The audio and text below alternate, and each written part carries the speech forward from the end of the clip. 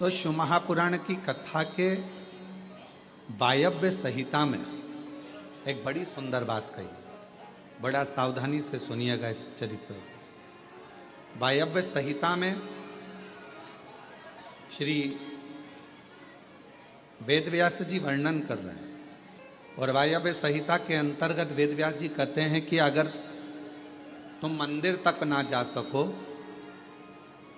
तुम शिव पर एक लोटा जल चढ़ाने के लिए अपने नज़दीक के शिवालय में देवालय में ना जा सकें, कोई मंदिर नज़दीक नहीं है, कोई शिवालय नज़दीक नहीं है, तो वायव्य संहिता में वेदव्यास जी कहते हैं कि अपने घर में यदि बेलपत्र का वृक्ष है, बेलपत्र का छोटा सा भी अगर पौधा है, तो उसमें थोड़ा भी जल आप प्रतिदिन चढ़ा रहे हो तो समझ लेना कि 12 ज्योतिर्लिंग में आप जल चढ़ा रहे हो। 12। ये वायव्य संहिता कर। मान लो मंदिर नजदीक में नहीं है, बीमारी बहुत ज्यादा है, तकलीफ बहुत ज्यादा है, और कहा हमने कथा में सुना है कि जल चढ़ाने जाना चाहिए, तो वहां बेलपत्र का अपने गमले में एक छोटा सा पौधा लगा, छोटा सा पौधा, और छोटा सा पौधा लगाकर उस पौधे की परवरिश करो, जल चढ़ाओ। जब वो पौधा बड़ा हो जाए तो किसी बगीचे में जाकर कहीं शिवालय में, देवालय में, कहीं पर एकांत में उस पौधे को लगा दो। जैसे तुलसा जी को बड़ा कर कर तुलसा जी का मंगल विवाह शालिग्राम जी से होता है, देव उठनी एकादशी पर शालिग्राम बाबा के साथ मंगल विवाह किया जाता है, वैसे ही बेलपत्र के पौधे को बड़ा कर कर उसको भी शिव को समर्पित किया जाता है, भगवान शंकर को समर्पित किया जाता। पर उस पौधे को पहले आपको बड़ा करना पड़ता है। पहले जैसे बेटी को बड़ा करते हैं और फिर उसका कन्यादान करते हैं, बेटी को बड़ा कर कर कन्यादान देते हैं, उसी तरह से बेलपत्र के पौधे को बड़ा कर कर उसकी आराधना साधना कर कर फिर उसका दान दिया जाए।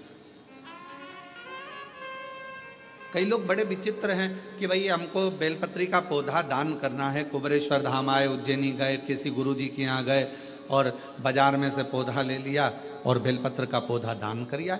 उसको कम से कम थोड़ा समय अपने घर में तो रखो। गौदान का नियम मालूम है आपको? कितना लोग जानते हैं गौदान के नियम को?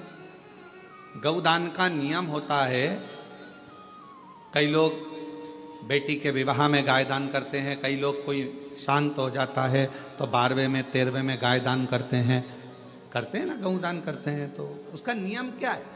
गौदान का नियम होता है कि गाय को अगर दादा परदादा के लिए दान कर रहे हो, वो चले गए, शांत हो गए, उनके 12वें में, उनके 13वें में, उनके 1 महीने के बाद अगर आप दान कर रहे हो, 12वें 13वें में दे रहे हो, या कन्यादान बेटी का कर रहे हो, उसमें गौदान कर रहे हो, या तुम्हारा मन हुआ का गौदान करना है हमारे पूर्वजों, तो पहले उस गाय बछड़े को अपने घर में रखकर उसकी सेवा करना पड़ेगी 1 रात्रि 2 रात्रि, उसके बाद गौदान करो।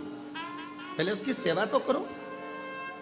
आपने तो डायरेक्ट फोन कर कर कह दिया गाय लिया ना, दान करना है, पंडित जी ने संकल्प छुड़ाया, गाय दरवाजे पर आई और 1 मिनट में संकल्प छूटा, पंडित जी से कहा ले जाओ गाय, लेके जाओ जल्दी से, गाय बछड़ा लेकर जाओ। पंडित जी गाय बछड़ा लेकर चले, गाय बछड़ा पंडित जी लेकर चले।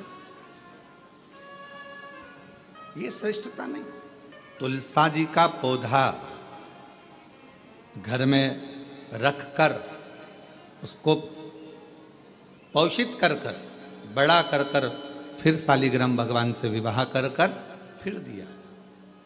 बेलपत्र का पौधा पहले बड़ा कर कर अपने घर में थोड़ा सा, नहीं ज्यादा रख सकते तो 8 दिन 7 दिन 5 दिन 15 दिन 20 दिन 1 महीना 2 महीना 4 महीना 6 महीना जितना आपका रख सकते हो रखकर फिर किसी जगह पर लगाए।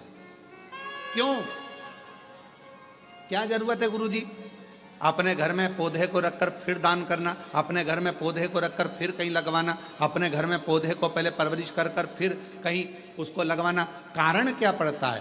कारण एक है, वायव्य संहिता शिव महापुराण की कहती है, अगर हमने किसी बेलपत्र के पौधे को अपने घर में रखकर 5 दिन 7 दिन 1 महीना 15 दिन 6 महीना उसको परवरिश करा, तो हमारे घर का कितना भी नेगेटिवता, कितनी भी हमारे घर में कुछ भी गंदा हो रहा है, कुछ गलत हो रहा है, कोई गलत हो रहा है, कोई झूठ बोल रहा है, कोई पाप कर्म हो गया हमारे घर में, इस भूमि पर जिसमें हम रहते हैं, उस घर में एनर्जी अगर नहीं है, तो आपने उस पौधे को अपने घर में रखकर उसका परवरिश कर 15 दिन, 7 दिन, 1 महीना, 2 महीना, 6 महीना, 8 महीना, जितना तुम्हारा मन कर जाए, 1 दिन, 2 दिन, जितना मन कर, उसके बाद पौधे को कहीं लगवा। क्यों?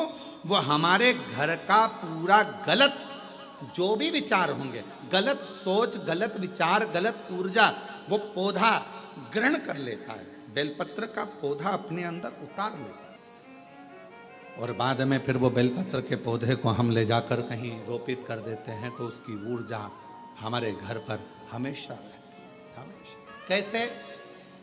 इसके सत्य प्रमाण क्या हो सकता है? तो सत्य प्रमाण का स्मरण करिएगा। एक गाय को 5 दिन, 7 दिन, 9 दिन, 15 दिन अपने दरवाजे से रोटी दीजिए। 9 दिन रोज रोटी दो, 10वें दिन गाय तुम्हारे दरवाजे पर आकर खड़ी हो जाए। बोलो, खड़ी होगी कि नहीं होगी? जम के तो बोलो, खड़ी होगी ना।